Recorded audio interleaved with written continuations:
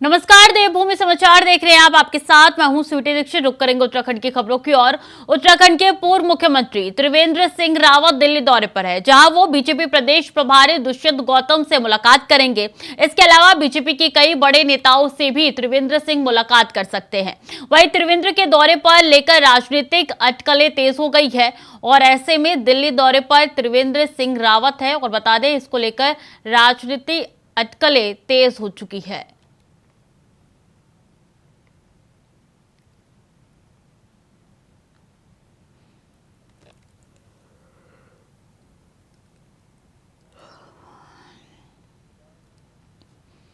मोदी सरकार के 9 साल पूरे होने पर सीएम धामी ने ट्वीट करते हुए सरकार की तारीफ की। आदरणीय प्रधानमंत्री जी, निश्चित तौर पर आपके सशक्त नेतृत्व एवं दूरदर्शिता के परिणाम स्वरूप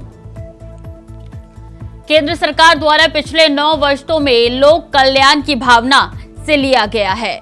देश की जनता के जीवन को बेहतर बनाने में अपनी महत्वपूर्ण भूमिका निभा रहा है। हमें पूर्ण विश्वास है कि आपके जन कल्याणकारी निर्णयों से नए भारत से विकसित भारत के निर्माण का स्वप्न साकार होगा। तो ये सीएम धामी का ट्वीट है, जिन्होंने 9 साल पूरे होने पर पीएम नरेंद्र मोदी को आभार व्यक्त किया है। और ये सीएम धामी का ट्वीट आपके साथ साझा कर रहे हैं। उन्होंने तमाम बातें लिखी है। उन्होंने ये भी कहा है कि 9 वर्षों में लोक कल्याण की भावना से लिया गया है और प्रत्येक निर्णय देश की जनता के जीवन को बेहतर बनाने में अपनी महत्वपूर्ण भूमिका निभा रहा है। इसी के साथ सीएम धामी ने लिखा है, हमें पूर्ण विश्वास है कि आपके जन कल्याणकारी निर्णयों से नए भारत से विकसित भारत के निर्माण का स्वप्न साकार होगा।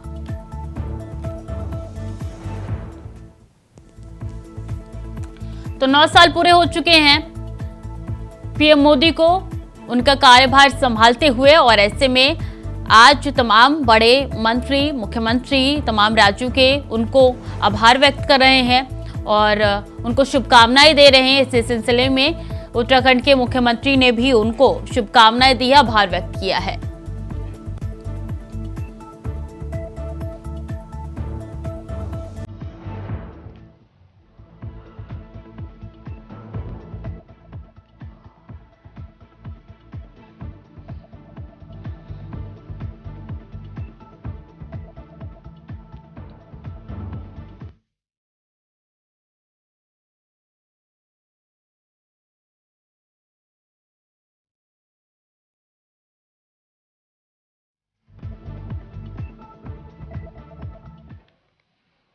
उत्तराखंड बीजेपी इन दिनों अपने महाजनसंपर्क अभियान की तैयारियों में जुटी हुई है, जिसमें जून का महीना बीजेपी के लिए खासा महत्वपूर्ण रहने वाला है। बीजेपी प्रदेश अध्यक्ष महेंद्र भट्ट ने कहा है कि महाजनसंपर्क अभियान के साथ साथ बीजेपी के कार्यकर्ता अपने मंडल स्तर पर उन सभी कार्यकर्ताओं की सूची भी तैयार कर रहे हैं जो अभी मौजूदा में विपक्षी दलों में है और बीजेपी में अब आना चाहते हैं। बीजेपी प्रदेश अध्यक्ष महेंद्र भट्ट ने कहा है कि जैसे ही लोकसभा चुनाव के कार्यक्रमों के तहत बड़े नेताओं के जनसभा उत्तराखंड में होने लगेगी, ये सभी कार्यकर्ताओं की अभी विपक्षी दलों के पास है, वो बीजेपी की सदस्यता ग्रहण करते हुए नजर आएंगे और कांग्रेस जैसी पार्टियों को बड़े झटके लगने शुरू हो जाएंगे। लोकसभा के अंदर बड़ी सभाएं जो होने वाली हैं, जिसमें केंद्र नेतृत्व आएगा, आप देखेंगे बड़ी संख्या में कांग्रेस के बूथ स्तर के कार्यकर्ता हम उसमें सम्मिलित करेंगे, पार्टी ज्वाइन कराएंगे। बड़ा संपर्क हमारे साथ है। हमारे मंडलों के अध्यक्षों ने सूची बनानी प्रारंभ कर दी है, उनकी सबकी ज्वाइनिंग करेंगे।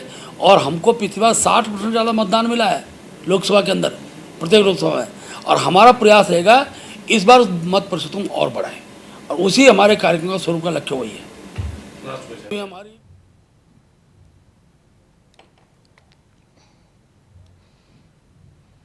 और बीजेपी प्रदेश अध्यक्ष महेंद्र भट्ट ने एक बार फिर से अपने संगठन के कार्यक्रमों को लेकर बड़ा बयान दिया है। बीजेपी प्रदेश अध्यक्ष ने कहा है कि कांग्रेस हमेशा बीजेपी कार्यक्रमों से डरती है, इसलिए तो अब भी महाजनसंपर्क अभियान के कार्यक्रमों से कांग्रेस घबरा रही है। बीजेपी प्रदेश अध्यक्ष ने कहा है कि पार्टी ने कर्नाटक चुनाव से पहले ही अपने महाजनसंपर्क अभियान की रूपरेखा तय कर ली थी। उस रूपरेखा के तहत सभी पार्टियां, पदाधिकारियों, नेताओं और कार्यकर्ताओं की जिम्मेदारी तय कर दी है। विधानसभा वार, मंडल स्तर और बूथ स्तर पर भी कार्यक्रम को लेकर नेताओं की जिम्मेदारी तय की गई है, जिससे बूथ स्तर पर पार्टी संगठन और मजबूत हो सके। सुनिए और क्या कुछ कहा उन्होंने। देखिए, कांग्रेस हमारे कार्यक्रम से घबराती है। हमारे कार्यक्रम पूर्व निर्धारित रहते हैं। कर्नाटक चुनाव से पहले हमारे महासंपर्क अभियान की योजना बन चुकी थी और उस कार्यक्रम को हमने व्यापक स्वरूप देने की दृष्टि से अभी कार्यक्रम लिए। कल हमारा मीडिया संवाद का कार्यक्रम था। अब हम पूरे लोकसभा के अंदर मीडिया संवाद, क्योंकि अंततः चौथे स्तंभ का भी बहुत बड़ा योगदान है जनता के बीच में सरकार की उपलब्धियों का प्रचार प्रसार की दृष्टिकोण से मैं कहूँ तो स्वाभाविक रूप से हमारा एक कर्तव्य बनता है कि अपना जो चौथा स्तंभ है, चौथे स्तंभ का भी हम सहयोग के रूप में लें। इसके साथ साथ हमने हर क्षेत्र के विशिष्ट नागरिकों से भी संपर्क का अपना लक्ष्य तय किया है और उसकी सूची हमारी बन रही है। कल विधिवत रूप से प्रांत में हम कुछ प्रयास करें, कुछ नाम हम कल उजागर करेंगे। इसके साथ साथ हमारे प्रत्येक लोकसभा के अंदर हमारे सांसद हो गए, केंद्रीय मंत्री, हमारे केंद्रीय नेतृत्व द्वारा प्रयास होंगी और मुख्य उद्देश्य है कि हर घर संपर्क, हर परिवार संपर्क, इस दृष्टिकोण से हमारा कार्यक्रम चलेगा। पूरे 1 माह का कार्यक्रम है। हमने प्रत्येक कार्यकर्ता को 5 घर दिए हैं, हमारे बूथ अध्यक्ष से लेके अब प्रदेश अध्यक्ष तक 5 घरों में जाकर गांव हम बांट रहे हैं। किस गांव में कौन कार्यकर्ता संपर्क करेंगे, तो प्रत्येक घर में 9 साल के उपलब्धियों का पत्रक जाएगा और जन समर्थन और मोदी जी के लिए आशीर्वाद, जिसको बार बार मैं बोल रहा हूँ, उस भाव के साथ हमारा संपर्क अभियान रहेगा।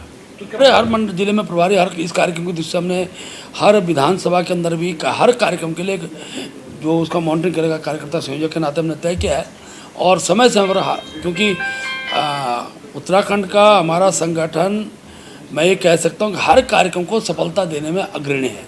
अभी मन की बात का विषय मैंने चर्चा की है। हमारा बूथ सशक्तिकरण के दृष्टिकोण से भी मुझे आपको बताते हुए खुशी है कि हम 97% बूथ सशक्तिकरण के लक्ष्य को हमने अपना पूर्ण कर लिया है। आज हमारे प्रत्येक बूथ पर पन्ना प्रमुख बन चुके हैं। हमारे 11 की टोली जो बूथ पर बननी वो हमारी बन चुकी है और इस महाअभियान में सब लोगों का हम सहयोग लेने वाले हैं। ये उत्तराखंड का प्रत्येक घर, जब प्रत्येक घर बोलता हूँ तो हम कांग्रेस के मित्रों के घर में भी विकास की पुस्तिका पहुँचाएंगे। ये तय करना जनता का काम है कि विकास का जो स्वरूप है उस पर अगर फिर कांग्रेस प्रश्न खड़ा करे, समझ में बात आती है। हम जो बातें पुस्तिका में लिख के देंगे वो सब धरातल पे हैं, वो लेकर हम जनता के बीच जाने वाले हैं। खबरों में आगे बढ़ेंगे। उत्तराखंड में लोकसभा चुनाव को देखते हुए जहां बीजेपी अपने तैयारियां शुरू कर चुकी है, वहीं दूसरी तरफ कांग्रेस अब भी तैयारियों के मामले में पीछे नजर आ रही है। लेकिन कांग्रेस प्रवक्ताओं के बयान बीजेपी नेताओं के बयानों से 2 कदम आगे नजर आ रहे हैं। कांग्रेस की प्रदेश प्रवक्ता गरिमा दसौनी ने बीजेपी पर हमला बोलते हुए कहा कि बीजेपी को तैयारी करने की जरूरत भी है, क्योंकि हिमाचल के बाद कर्नाटक में भी भाजपा को बड़ा झटका लगा है, इसलिए उससे तैयारी करनी जरूरी भी है।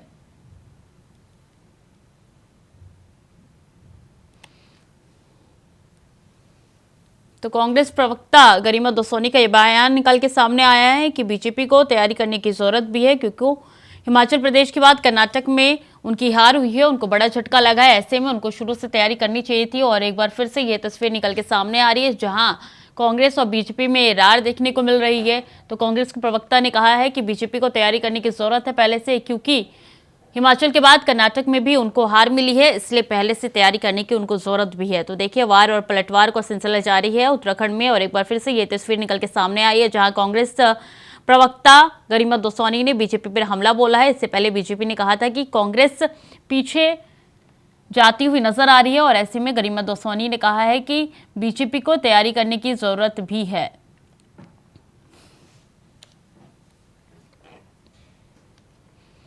बीजेपी के राष्ट्रीय महिला मोर्चा का 2 दिवसीय उत्तराखंड प्रवास हुआ।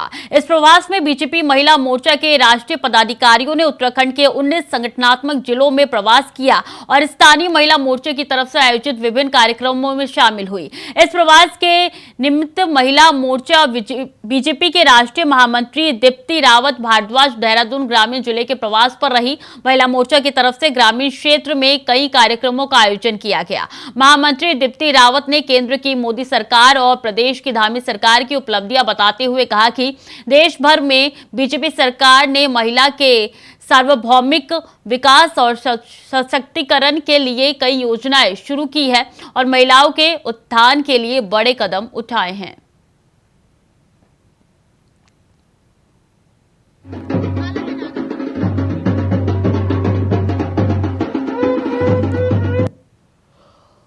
तो 2 दिवसीय प्रवास पर उत्तराखंड पहुंची हैं दीप्ति और केंद्र सरकार की उपलब्धियों को गिनवाया है, जमकर तारीफ भी की है। उत्तराखंड प्रवास पर बीजेपी महिला मोर्चा पदाधिकारी है, तमाम बातें उनकी तरफ से की गई है। 2 दिवसीय प्रवास पर उत्तराखंड पहुंची है दीप्ति रावत और इस दौरान उन्होंने तमाम महत्वपूर्ण कार्यक्रमों में शिरकत भी किया। और आपको बता दें कि केंद्र सरकार की उपलब्धियां भी उन्होंने गिनवाई, इसी के साथ उन्होंने राज्य सरकार की उपलब्धियां भी गिनवाई है। तो मोर्चे पर तैनात है तब सभी पदाधिकारी। और बता दें कि 2 दिवसीय प्रवास पर दीप्ति रावत पहुंची हैं और जमकर उन्होंने केंद्र सरकार की तारीफ भी की है, उपलब्धियां भी गिनवाई है, राज्य सरकार की भी जमकर तारीफ की गई है उनके द्वारा।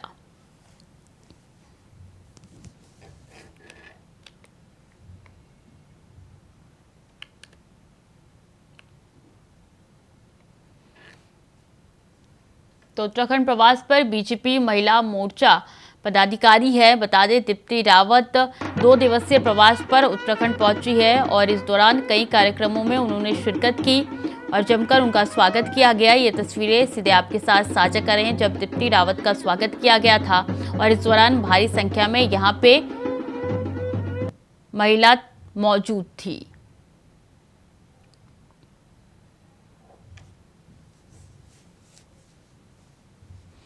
तो उत्तराखंड प्रवास पर बीजेपी महिला मोर्चा पदाधिकारी है दीप्ति रावत। और इस बीच अहम जानकारी, हरिद्वार के लिए रवाना हुए हैं पहलवान हरिद्वार में गंगा में प्रवाहित करेंगे मेडल। आज शाम 6 गंगा में मेडल प्रवाहित करेंगे पहलवान। मेडल हमारी जान है, प्रदर्शनकारी पहलवान ने कहा है। मेडल बहाने के बाद जीते का कोई मतलब नहीं है। मेडल बहाने के बाद करेंगे आमरण अनशन और इसके बाद इंडिया गेट पर आमरण अनशन करेंगे पहलवान। शाम 6 बजे का वक्त बताया जा रहा है जब प्रवाहित करेंगे ये पहलवान। और कई तस्वीरें निकल के सामने आई थी पिछले दिनों की, किस तरीके से जब लगातार 1 महीने से ज्यादा का वक्त हो चुका है जंतर मंतर पर प्रदर्शन करे थे। उसके बाद 28 मई का वो दिन था जब पहलवानों का तंबू उखाड़ दिया गया और उनको डिटेन कर लिया गया था। उसके बाद से लगातार पहलवानों में आक्रोश देखने को मिला था और आज आखिरकार पहलवानों ने ये निर्णय लिया है। बजरंग पुनिया ने ट्वीट करके जानकारी दी है कि शाम 6 बजे वो मेडल को प्रवाहित करेंगे। शाम 6 बजे हरिद्वार पहुंच के मेडल को प्रवाहित किया जाएगा। मेडल बहाने के बाद जीते का कोई मतलब नहीं है, ये पहलवानों की तरफ से कहा गया है। ज्यादा जानकारी के साथ अवनीश प्रेमी हमारे साथ जुड़ चुके हैं। अवनीश जी, देखिए 6 बजे का वक्त बताया जा रहा है जब ये मेडल प्रवाहित करेंगे तमाम पहलवान, क्या कुछ जानकारी आपके पास? देखिए स्वीटी, अभी कुछ देर पहले ही ये खबर सामने आई थी दिल्ली से कि सारे पहलवान जो हैं वो हरिद्वार के लिए निकल चुके हैं और शाम को 6 बजे वो गंगा में अपने सारे मेडल प्रभावित करेंगे, वो विरोध स्वरूप। लेकिन सबसे बड़ी बात ये है क्योंकि हरिद्वार में आज जो है गंगा दशहरा का स्नान है और काफी संख्या में श्रद्धालु आए हुए हैं। बाकायदा कई जोन और सेक्टर में हरिद्वार को बांटा गया है, रूट डाइवर्ट है। अब देखने वाली बात ये हो कि पुलिस प्रशासन उनको जो है बॉर्डर पर रोकता है या कड़ी सुरक्षा के बीच उनको लाता है। हालांकि अभी कुछ देर पहले हमने एसएसपी हरिद्वार से बात करने की कोशिश की लेकिन उनसे बात नहीं हो पाई। लेकिन इतना जरूर है कि पुलिस प्रशासन के भी अब इस मामले के बाद पैर फूले हुए हैं, हाथ पैर फैले हुए हैं, क्योंकि सबसे बड़ा सवाल यही है कि इतनी भीड़ के बीच पहलवान कैसे हर की पैड़ी तक पहुंचेंगे। जी बिल्कुल, कई दिनों से दिल्ली के जंतर मंतर पर प्रदर्शन हो रहा था अवनीश जी, और उस दौरान भी देखा था जब कैंडल मार्च का ऐलान किया गया था पहलवानों की तरफ से, या फिर अभी जब नए संसद भवन के सामने प्रदर्शन करने का ऐलान किया गया था उस समय भारी पुलिस बल तैनात थी। तो ऐसे में ये भी हो सकता है कि हरिद्वार में जब उनकी तरफ से मेडल प्रवाहित करने जाया जाए तो भी भारी पुलिस बल तैनात हो सकती है। देखिए, भारी पुलिस बल निश्चित तौर पर तैनात होगा, बड़ा मामला है, सब देश और दुनिया की निगाह इस पर लगी हुई है। सारे, अगर हम बीजेपी को छोड़ दिया जाए तो तमाम राजनीतिक दल इस समय पहलवानों के साथ खड़े हुए, तो सुरक्षा तो रहेगी। लेकिन सवाल इस बात को लेकर है, बड़ा सवाल इस बात को लेकर है कि क्या पहलवान दिल्ली के बाद हरिद्वार तक पहुंच पाएंगे या बॉर्डर एरियाज पर ही पुलिस उनको रोक देगी, क्योंकि आज हरिद्वार में भी गंगा स्नान है और काफी संख्या में श्रद्धालु हरिद्वार में है, रूट डाइवर्ट किया गया है। जी बिल्कुल, बहुत बहुत शुक्रिया अवनीश जी तमाम जानकारियों के लिए। देखिए, हरिद्वार में 6 बजे वो प्रभावित करेंगे और ऐसे में बड़ा सवाल यही बना हुआ है कि बॉर्डर पे ही रोक दिया जाएगा उनको या फिर हरिद्वार की तरफ वो रवाना हो जाएंगे। और इस दौरान ये भी सवाल खड़े हो रहे हैं कि क्या पहलवानों की सुरक्षा को लेकर क्या वहां पे कुछ इंतजाम किए जाएंगे और तमाम जानकारी आप तक हम पहुंचाते रहेंगे। कि लेकिन देखिए 1 महीने से ज्यादा का वक्त हो चुका था जब दिल्ली के जंतर मंतर पे वो प्रदर्शन कर रहे थे। हरिद्वार के लिए वो रवाना हो चुके हैं और ऐसे में बड़ा सवाल यही बन रहा है कि क्या बॉर्डर पे रोक दिया जाएगा पहलवानों को। और आपको बता दें कि पहलवान हरिद्वार में प्रवाहित करेंगे मेटल और इस दौरान पहलवानों ने कहा है कि मेटल हमारी जान है और मेटल प्रभावित करने के बाद जीने का कोई मतलब नहीं बनता है। और इसी के साथ बता दें कि वो तस्वीरें भी निकल के सामने आई थी रविवार के दिन, जो तस्वीरें आपके साथ साझा कर रहे हैं। उत्तराखंड यूथ कांग्रेस की प्रदेश प्रभारी अभया चौहान के रामनगर पहुंचने पर पूर्व छात्र संघ अध्यक्ष सुमित लोहनी के नेतृत्व में कार्यकर्ताओं ने जोरदार स्वागत किया। इस दौरान यूथ कांग्रेस के प्रदेश प्रभारी ने कार्यकर्ताओं को संबोधित करते हुए उनसे संगठन हित में कार्य करने के साथ ही संगठन को मजबूत करने की अपील की है। प्रदेश प्रभारी ने कहा है कि संगठन की तरफ से 6 महीने पहले यूथ जोड़ो कार्यक्रम शुरू किया गया था, जिसकी समीक्षा की गई। उन्होंने बताया कि कार्यक्रम के जरिए भारी संख्या में यूथ संगठन से जुड़े हुए हैं। साथ ही इस दौरान सरकार पर जमकर हमला बोला।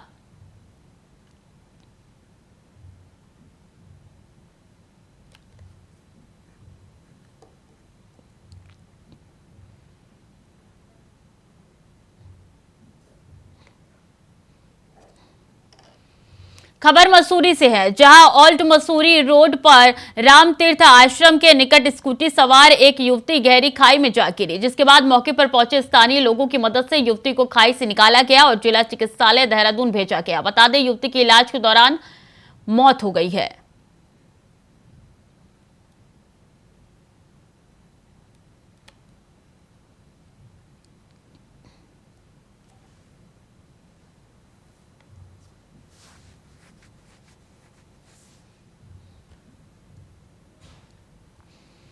मुख्यमंत्री Pushkar Singh Dhami Hindu national inter college Lakshman Chowk में आयोजित श्री राम कथा के अंतिम दिन के कथा में शामिल हुए हैं, जहां मुख्यमंत्री ने श्री राम कथा व्यास पद्म विभूषण जगत गुरु स्वामी रामभद्राचार्य का अभिनंदन कर आशीर्वाद प्राप्त किया। मुख्यमंत्री ने कहा कि जगत गुरु स्वामी रामभद्राचार्य महाराज जी के मुखार बिंद से राम कथा का वर्णन साक्षात प्रभु राम के आशीर्वाद के समान है।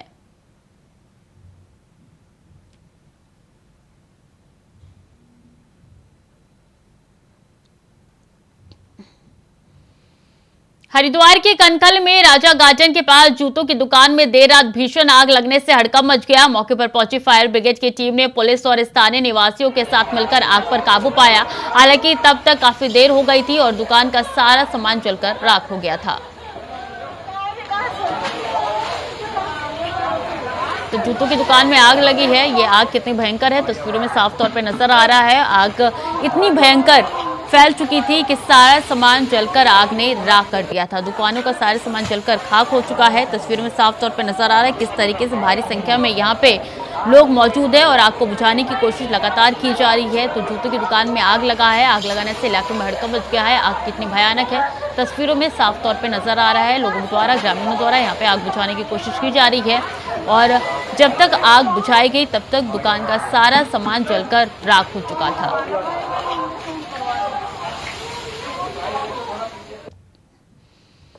प्रदेश की कैबिनेट मंत्री रेखा आर्य नैनबाग पहुंची, जहां उन्होंने जौनपुर क्षेत्र अंतर्गत ग्राम पंचायत मातली में बिट्टू देवता मंदिर समिति द्वारा आयोजित मंदिर स्थापना और डोली निर्माण कार्यक्रम में शिरकत की। इस दौरान ग्रामवासियों ने उनका भव्य स्वागत किया। मंत्री ने कहा कि यहां आकर मुझे जौनसार, बावर, रवाई, जौनपुर और गढ़वाल की संयुक्त छवि देखने को मिली है। ऐसी अनूठी संस्कृति के दर्शन सिर्फ देवभूमि में ही देखने को मिलती है।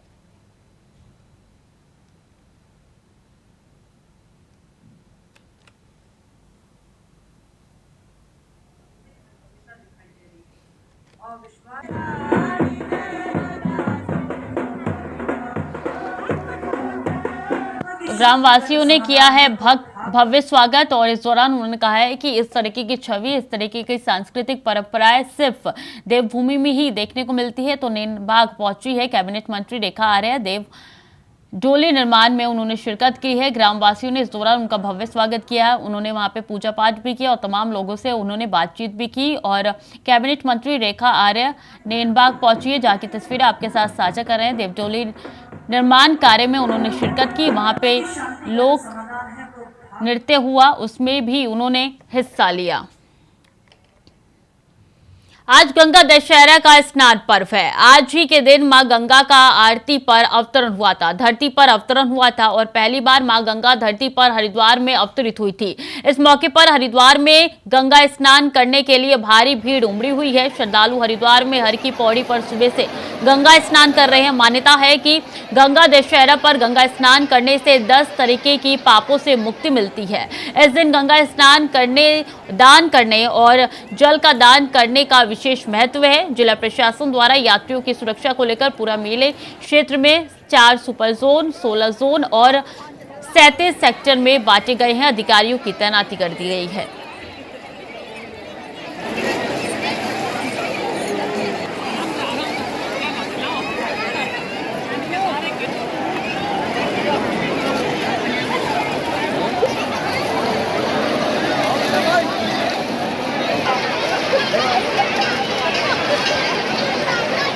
ये तस्वीरें उस वक्त की है जब भारी संख्या में श्रद्धालु हरिद्वार में मौजूद थे और अभी भी श्रद्धालुओं के पहुंचने का सिलसिला लगातार जारी है। सुबह सवेरे से श्रद्धालु यहां पे आके आस्था की डुबकी लगा रहे थे और ऐसे में पुलिस प्रशासन ने तैयारी कई दिनों से पुख्ता कर रखी थी। कई जोन में बांटा गया है और तमाम अधिकारियों को तैनात किए गए हैं। तो तस्वीरें बता दें कि दशहरे मेले की है और गंगा दशहरे मेले के श्रद्धालु संगम में लगा रहे हैं आस्था की डुबकी, जिसकी तस्वीरें आपके साथ साझा कर रहे हैं। यहाँ पे भारी संख्या में श्रद्धालु पहुंचे हैं और तमाम श्रद्धालुओं ने यहाँ पे आस्था की डुबकी लगाई है।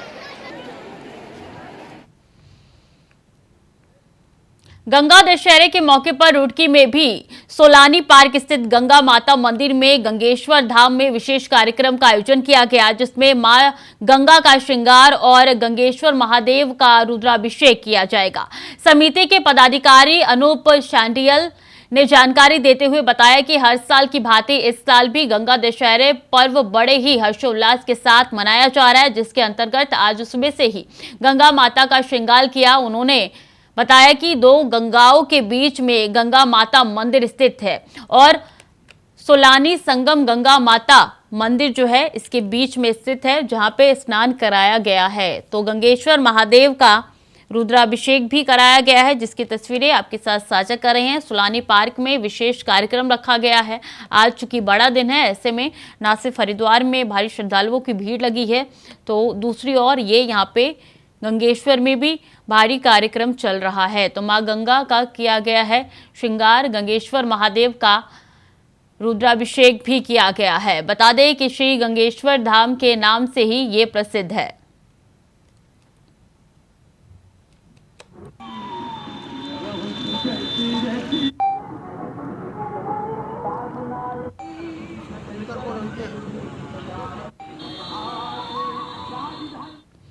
उत्तरकाशी के विकासखंड मोरी के आराकोट बंगाण क्षेत्र में खुलेआम खनन का काम चल रहा है, जो भूमि स्वामियों की अनुमति के बिना किया जा रहा है। ग्रामवासियों की जमीनों पर बड़े बड़े गड्ढे बनाकर भारी मात्रा में रेत और पत्थर निकाले जा रहे हैं।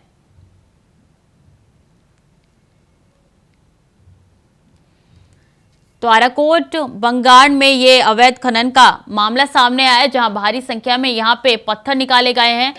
भूमि मालिकों की अनुमति के बिना ये खनन का काम चल रहा है, जिसकी तस्वीरें आपके साथ साझा कर रहे हैं। जमीनों से निकाले जा रहे हैं रेत और पत्थर। बता दें आराकोट बंगाण में ये अवैध खनन हो रहा है। भूमि मालिकों की अनुमति के बिना ये खनन हो रहा है। भारी संख्या में यहां से रेत और पत्थर निकाले जा रहे हैं। ऐसे में जानकारी निकल के ये सामने आई है कि भूमाफियाओं के हौसले बुलंद होते हुए नजर आ रहे हैं।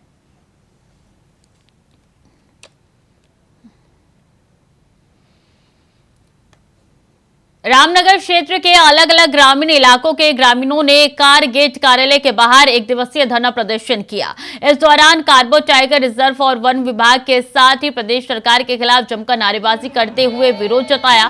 साथ ही प्रदर्शन में शामिल लोगों ने दिलाड़ी कांड के शहीदों को भी श्रद्धांजलि दी। साथ ही सरकार पर कई गंभीर आरोप लगाते हुए जमकर हमला बोला। 30 मई का दिन है।